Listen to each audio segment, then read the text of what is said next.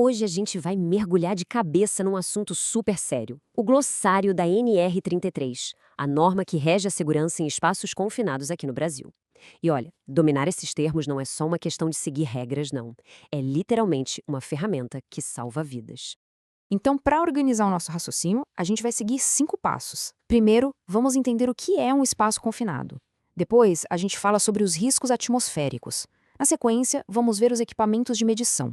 Aí, passamos para o controle das energias perigosas e, por fim, fechamos com o plano de ação seguro. Bem direto ao ponto. Bom, vamos lá. Começando pelo começo, né? A base de tudo. O que, afinal, a norma define como um espaço confinado? Entender isso direitinho é o ponto de partida para qualquer trabalho seguro. Olha só que interessante. O pulo do gato aqui é que não basta ter uma dessas características.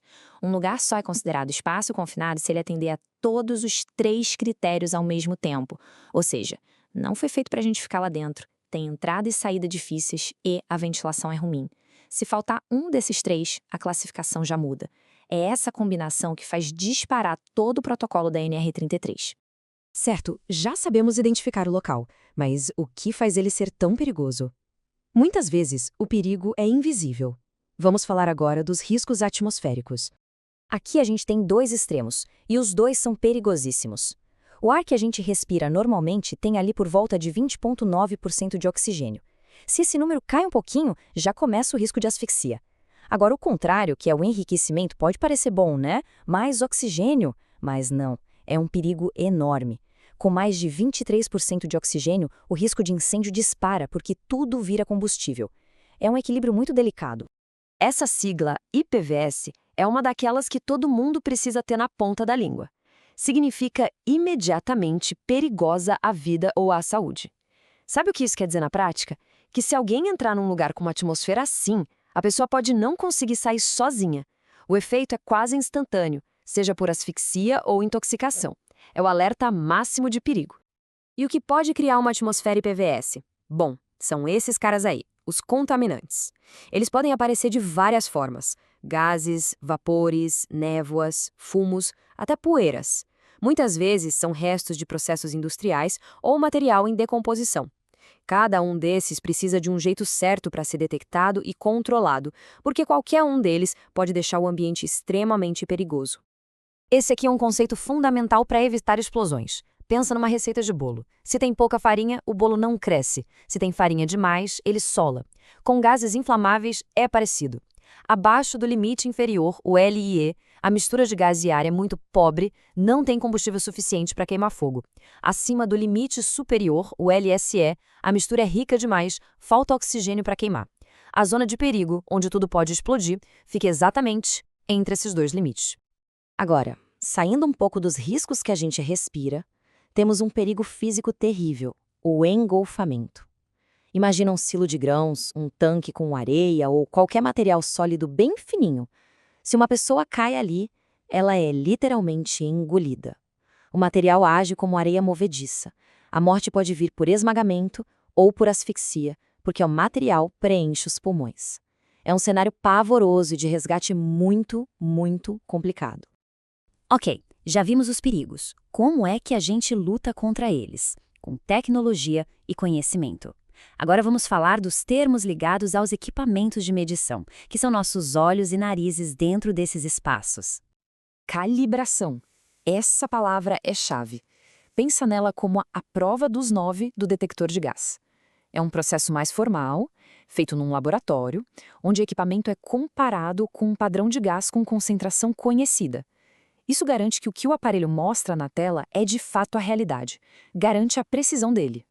Muita atenção aqui para não confundir com calibração. O ajuste é outra coisa. Se a calibração é a prova dos 9, feita no laboratório de tempos em tempos, o ajuste é a checagem que se faz todo dia antes de usar o equipamento. Sabe o alto zero? É isso. A pessoa pega o aparelho, vai para um lugar com ar limpo e zera os sensores. Assim, ele tem um ponto de partida correto para fazer as medições. Resumindo, calibração garante a precisão, ajuste garante que ele está pronto para o uso naquele momento.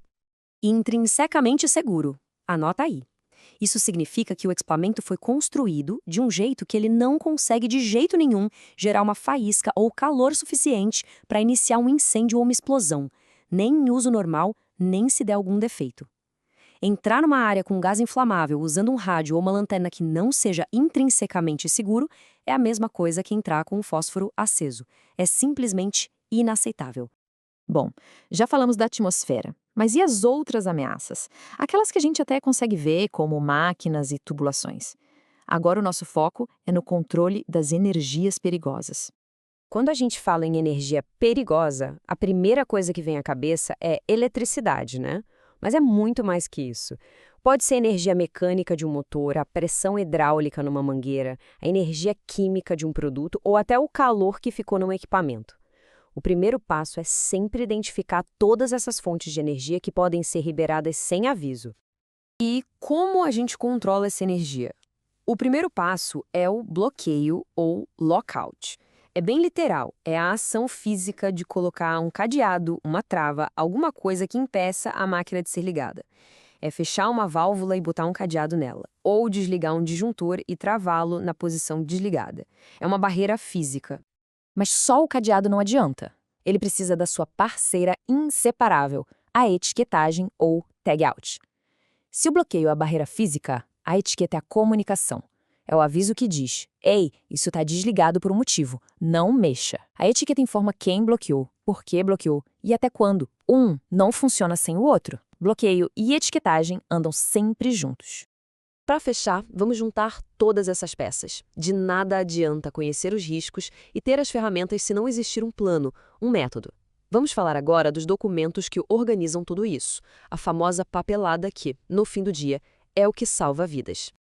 Basicamente, o planejamento segue essa lógica. Primeiro, a análise preliminar de risco, a APR, para entender o terreno. Depois, a permissão de entrada e trabalho, a PET, que é a autorização para começar. E sempre, sempre tem que ter um plano de resgate. Nunca se entra sem saber como sair em uma emergência. É muito importante entender isso. A PET não é só um papel para preencher. Ela é um documento vivo, uma espécie de contrato de segurança.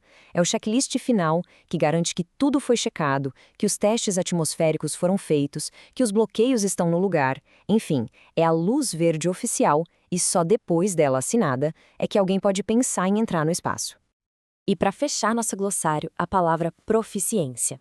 A norma usa esse termo para dizer que não basta a pessoa ter feito um curso. Para ser um supervisor ou um instrutor, por exemplo, é preciso ter a competência teórica, a habilidade prática e, fundamental, a experiência de campo. É a junção do saber com o saber fazer. No fim das contas, todo esse vocabulário forma uma linguagem comum, uma linguagem que salva vidas. Pensa bem, uma confusão entre ajuste e calibração ou um bloqueio feito sem a etiquetagem pode ser o elo fraco que causa um acidente. A segurança de verdade acontece quando todo mundo na equipe, do vigia ao supervisor, fala e entende essa mesma língua. Fica a reflexão. No ambiente de trabalho, essa comunicação está fluindo bem ou ainda existe algum ruído?